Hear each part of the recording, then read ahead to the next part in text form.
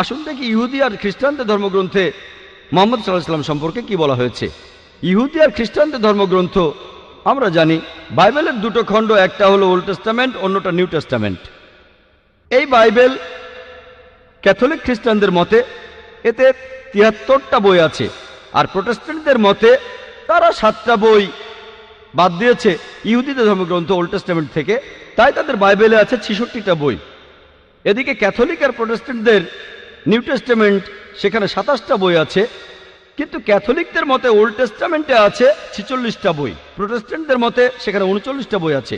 Old টেস্টামেন্টে সেই সব নবীর কথা বলা হয়েছে যারা ঈসা আলাইহিস সালামের আগে এই দুনিয়ায় এসেছিলেন, আর নিউ টেস্টামেন্ট সেখানে যীশু খ্রিস্টের জীবন আর তার সময়ের কথা বলা হয়েছে। আমরা প্রথমে ইহুদিদের ধর্মগ্রন্থে নবীজির বর্ণনা নিয়ে কথা বলবো। ওল্ড টেস্টামেন্টে উল্লেখ করা হয়েছে বুক অব ডিউটেরোনমি 18 নম্বর অধ্যায়ের 18 নম্বর অনুচ্ছেদে বলা হয়েছে, মহান ঈশ্বর বলেছেন, আমি একজন নবীকে পাঠাবো তোমার ভাইদের মধ্য থেকে যে তোমার মতো হবে, আমি তাকে ধর্ম প্রচার করতে বলবো, সে আমারই আদেশে সব কথা বলবে। এখানে বলা হয়েছে আমি একজন নবী পাঠাবো তোমার ভাইদের মধ্য থেকে যে তোমার মতো হবে, মুসা আলাইহিস সালামের মতো হবে। আর খ্রিস্টানরা এখানে বলে যে এই কথাগুলো বলা হচ্ছে যীশু খ্রিস্ট বা ঈসা আলাইহিস সালাম সম্পর্কে। তাদের যদি বলি যে এটা কিভাবে যীশু খ্রিস্ট সম্পর্কে বলছে, তারা তখন বলে যে এটা বলা হয়েছে যে নবী আসবেন তিনি মুসা আলাইহিস সালামের মতো হবেন, আর ঈসা আলাইহিস সালাম ছিলেন মুসা আলাইহিস সালামের মতোই। তারপর যদি প্রশ্ন করি তাদের মিলটা কোথায়, তারা তখন বলে যে মুসা আর ঈসা আলাইহিস সালাম তারা দুজনেই আল্লাহর নবী ছিলেন, আর তারা দুজনে ইহুদি। সেজন্য এখানে বলা হয়েছে যিশু আর ঈসা আলাইহিস সালাম সম্পর্কে। এই দুটো ব্যাপার মিলে গেলেই যদি এমনটা দাবি করা হয় যে যীশু খ্রিস্টই হলেন সেই নবী, তিনি ইহুদি ছিলেন আর আল্লাহর নবী ছিলেন, তাহলে বাইবেলে যতজন নবীর কথা আছে মুসা আলাইহিস সালামের পরে সবার ক্ষেত্রে এই কথা খাটে। যেমন ধরেন নবী Sulaiman, Ezekiel, Isaiah, Daniel, Hosea, Joel, John the Baptist, তারা সবাই শান্তিতে থাকুন, তারা সবাই আল্লাহর নবী আর তারা সবাই ইহুদি, সবার ক্ষেত্রে এই কথা খাটে। যদি ভালো করে দেখেন তাহলে বুঝতে পারবেন এই ভবিষ্যৎবাণীটা সবচেয়ে বেশি মিলে যায় আমাদের নবীজি মুহাম্মদ সাল্লাল্লাহু আলাইহি সাল্লামের সাথে। আসুন দেখি ভবিষ্যৎবাণীটা কি বলছে। এখানে বলা হয়েছে আমি একজন নবী পাঠাবো তোমার ভাইদের মধ্য থেকে যে তোমার মতো হবে, মুসা আলাইহিস সালামের মতো হবেন। যদি ভালো করে দেখেন মুসা আর মুহাম্মদ দুজনে শান্তিতে থাকুন, তারা দুজনেই জন্মেছিলেন স্বাভাবিকভাবে। তবে যিশু বা ঈসা আলাইহিস সালাম স্বাভাবিকভাবে জন্মাননি, তিনি কোনো পুরুষের ঔরসজাত হয়ে জন্মাননি। আর পবিত্র কোরআনে এই কথা উল্লেখ করা আছে সূরা ইমরানের 45 থেকে 47 নম্বর আয়াতে। এছাড়া বাইবেলেও এই কথা আছে গসপেল অফ ম্যাথিউ 1 নম্বর অধ্যায়ের 18 অনুচ্ছেদে, এছাড়াও গসপেল অফ লুক 1 নম্বর অধ্যায়ের 35 অনুচ্ছেদে, যে তিনি কোনো পুরুষের ঔরসজাত হয়ে জন্মাননি, অলৌকিকভাবে জন্মেছিলেন। এইভাবে মুহাম্মদ সাল্লাল্লাহু আলাইহি সাল্লাম ছিলেন মুসা আলাইহিস সালামের মতো, কিন্তু ঈসা আলাইহিস সালাম তিনি মুসা আলাইহিস সালামের মতো ছিলেন না। এরপরে আরো দেখবেন মুহাম্মদ সাল্লাল্লাহু আলাইহি সাল্লাম আর মুসা আলাইহিস সালাম তারা দুজনেই ছিলেন বিবাহিত, তাদের সন্তান ছিল। কিন্তু বাইবেলের কথা অনুযায়ী ঈসা আলাইহিস সালাম অবিবাহিত ছিলেন, তার কোনো সন্তান ছিল না। তাহলে যিশু মুসার মতো ছিলেন না, বরং মুহাম্মদ মুসার মতো তারা সবাই শান্তিতে থাকুন। এরপর আপনারা আরো দেখবেন মুসা আলাইহিস সালাম আর মুহাম্মদ সাল্লাল্লাহু আলাইহি সাল্লাম তারা দুজনেই স্বাভাবিকভাবে মারা গেছেন, কিন্তু যিশু বা ঈসা আলাইহিস সালাম স্বাভাবিকভাবে মারা যাননি। পবিত্র কোরআন বলছে, তাই মানি যে আল্লাহ যীশু খ্রিস্টকে তার কাছে তুলে নিয়েছেন। সূরা নিসার 157 ও 158 নম্বর আয়াতে কথা বলা হয়েছে। আমরা মানি তিনি মারা যাননি। আর যদি সঠিকভাবে খ্রিস্টানদের বাইবেল পড়েন তাহলে দেখবেন বাইবেলও বলছে, প্রমাণ করা যায় তিনি মারা যাননি, তিনি ক্রুসিফাইড হননি। কিন্তু খ্রিস্টানরা বিশ্বাস করে যিশু বা ঈসা আলাইহিস সালাম ক্রুশবিদ্ধ হয়ে মারা গেছেন, ক্রুসিফাইড হয়েছিলেন। এই বিষয়টা সম্পর্কে বিস্তারিত জানতে চাইলে আমার ভিডিও ক্যাসেট দেখেন, একটা বিতর্ক, ওয়াজ ক্রাইস্ট ক্রুসিফাইড। তবে তর্কের খাতিরে যদি মেনেও নেই তাদের কথাই ঠিক, তাহলে মানবেন যে যিশু বা ঈসা আলাইহিস সালাম স্বাভাবিকভাবে মারা যাননি। খ্রিস্টানরা যেভাবে বাইবেলের ব্যাখ্যা করে সেটা ভুল, তারপরেও সেটা মানলে এটাও মানবেন যীশু খ্রিস্টের মৃত্যু স্বাভাবিক নয়। আমরা মানি তাকে জীবন্ত তুলে নেওয়া হয়েছে, তাহলে আমরাও মানি তার মৃত্যু স্বাভাবিক নয়। তাহলে দেখছেন ঈসা আলাইহিস সালাম মুসা আলাইহিস সালামের মতো নন, বরং মুহাম্মদ সাল্লাল্লাহু আলাইহি সাল্লাম মুসা আলাইহিস সালামের মতো। তারপরে দেখবেন যে মুসা আলাইহিস সালাম আর মুহাম্মদ সাল্লাল্লাহু আলাইহি সাল্লাম তারা দুজনেই নতুন আইন এনেছিলেন।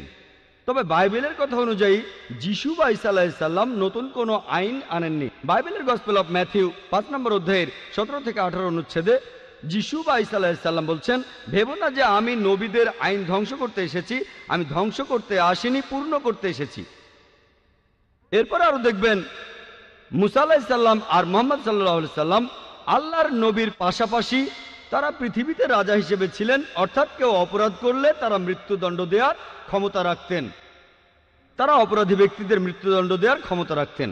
তবে যিশু বা ঈসা আলাইহিস সালাম তার এই ক্ষমতা ছিল না। গসপেল অফ জনের কথা আছে 18 অধ্যায়ের 36 অনুচ্ছেদে যিশু তার নিজের মুখে বলেছেন, আমার রাজত্ব এই পৃথিবীতে নয়। এরপর দেখবেন যে মুসা আর মুহাম্মদ সাল্লাল্লাহু আলাইহি সাল্লাম তাদের দুজনকেই তাদের লোকজনেরা আল্লাহর নবী হিসেবে মেনে নিয়েছিল, বেশিরভাগই। তবে যীশু খ্রিস্টের ব্যাপারটা দেখেন, সে সময় বেশিরভাগ লোক তাকে আল্লাহর নবী বলে মেনে নেয়নি। গসপেল অফ জনের 1 নম্বর অধ্যায়ের 11 অনুচ্ছেদে বলা আছে, সবাই তাকে ত্যাগ করেছিল। তাহলে ভালো করে দেখলে আপনারাও বুঝবেন যে মুহাম্মদ সাল্লাল্লাহু আলাইহি সাল্লাম হলেন মুসা আলাইহিস সালামের মতো, কিন্তু ঈসা আলাইহিস সালাম মুসা আলাইহিস সালামের মতো নন। তাহলে এই ভবিষ্যৎবাণীটা বলছে আসলে নবীজি সাল্লাল্লাহু আলাইহি সাল্লাম সম্পর্কে। এখানে আরো বলা হয়েছে, আমি একজন নবী পাঠাবো তোমার ভাইদের মধ্য থেকে। আর আমরা জানি যে আরবরা হচ্ছে ইহুদিদের জ্ঞাতি ভাই। মুসা নবী ইহুদি ছিলেন, মুহাম্মদ সাল্লাল্লাহু আলাইহি সাল্লাম ছিলেন আরব। তারা দুজনে শান্তিতে থাকুন। তাহলে আরব আর ইহুদিরা জ্ঞাতি ভাই। এরপর এখানে আরো বলা হয়েছে, আমি একজন নবী পাঠাবো তোমার ভাইদের মধ্য থেকে, যে হবে তোমার মতো, আর সে আমার কথা মতো ধর্ম প্রচার করবে, সে আমার আদেশ পালন করবে। আমরা জানি যে মুহাম্মদ সাল্লাল্লাহু আলাইহি সাল্লাম আল্লাহ তাআলার কাছ থেকে ওহী পেয়েছিলেন, আর যা শুনেছিলেন সেটাই তিনি প্রচার করেছিলেন, যেন তার মুখ দিয়ে আল্লাহর কথাই বের হচ্ছে, আর আল্লাহর আদেশেই তিনি এসব করেছিলেন। তাই এই ভবিষ্যৎবাণীতে আসলে সর্বশেষ নবী মুহাম্মদ সাল্লাল্লাহু আলাইহি সাল্লাম সম্পর্কে বলা হয়েছে। এর পরের অনুচ্ছেদ বলছে, বুক অব ডিউটেরোনমি 18 নম্বর অধ্যায়ের 19 অনুচ্ছেদ বলা হয়েছে যে তোমরা যদি আমার কথা না মানো তাহলে আমি তোমাদের উপরে প্রতিশোধ নেব। তার মানে যারা এই নবীর কথা মানবে না, যে নবী আসবেন অর্থাৎ মুহাম্মদ সাল্লাল্লাহু আলাইহি সাল্লাম, আল্লাহ তাদের উপর প্রতিশোধ নেবেন। এরপরে উল্লেখ আছে বুক অব আইজায়া 29 নম্বর অধ্যায়ের 12 নম্বর অনুচ্ছেদে বলা হয়েছে যে আসমানি কিতাব দেয়া হবে তাকে যে শিক্ষিত নয়। কিতাব দেয়া হবে সেই নবীকে যে শিক্ষিত নয়। তাকে যখন বলা হবে এটা পড়ো, আমি প্রার্থনা করছি, সে তখন বলবে আমি পড়তে জানি না। আর আমরা জানি নবীজি সাল্লাল্লাহু আলাইহি সাল্লামের কাছে যখন প্রথম ওহী আসলো, ফেরেশতা জিবরাইল আলাইহিস সালাম তাকে বললেন ইকরা, পড়ো। আমাদের নবীজি মুহাম্মদ সাল্লাল্লাহু আলাইহি সাল্লাম বললেন মা আনা বিকারি, যার অর্থ আমি পড়তে জানি না। এভাবে বুক অব আইজায়ার 29 নম্বর অধ্যায়ের 12 নম্বর অনুচ্ছেদের ভবিষ্যৎবাণীটা সত্যি হলো যে আসমানি কিতাব যে নবীকে দেয়া হলো সে শিক্ষিত নয়। আমরা জানি যে মুহাম্মদ সাল্লাল্লাহু আলাইহি সাল্লাম নিরক্ষর ছিলেন, তিনি ছিলেন উম্মি। আর যখন তাকে বলা হবে পড়ো, তিনি তখন বলবেন আমি পড়তে জানি না। নবীজি সেটাই বলেছিলেন মা আনা বিকারি।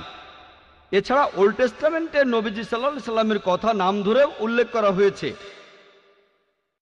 এটা বলা হয়েছে সং অফ সলোমনে 5 নম্বর অধ্যায়ের 16 অনুচ্ছেদে বলা হয়েছে হিব্রুতে হিক্কম আমিত্তাকিম উইকুল্লু মুহাম্মাদিম জেহদুদি ওয়া জেহরাই বাইনা জেরুজালেম, যার অর্থ তার কথা খুব মিষ্টি, সে খুব প্রিয় পাত্র, সে আমার প্রিয়জন, সে আমার বন্ধু, শোনো জেরুজালেমের কন্যারা। মুহাম্মাদিম শব্দটার অনুবাদ করা হয়েছে যে খুব প্রিয় পাত্র। তবে সেমেটিক ভাষায় দেখবেন আরবি বা হিব্রুতে ইম দিয়ে সম্মান বোঝানো হয়, যেমন ধরেন এলো, আল্লাহ এলোহিম, সম্মান দেখানো। তাই মুহাম্মদকে সম্মান দেখাতে বলা হচ্ছে মুহাম্মাদিম, সম্মান দেখাতে এভাবে বলা হয়েছে। তাহলে ওল্ড টেস্টামেন্টে নবীজির নাম ধরেই উল্লেখ করা হয়েছে, কিন্তু এখন যদি পড়েন এটার অনুবাদ করা হয়েছে খুব প্রিয় পাত্র।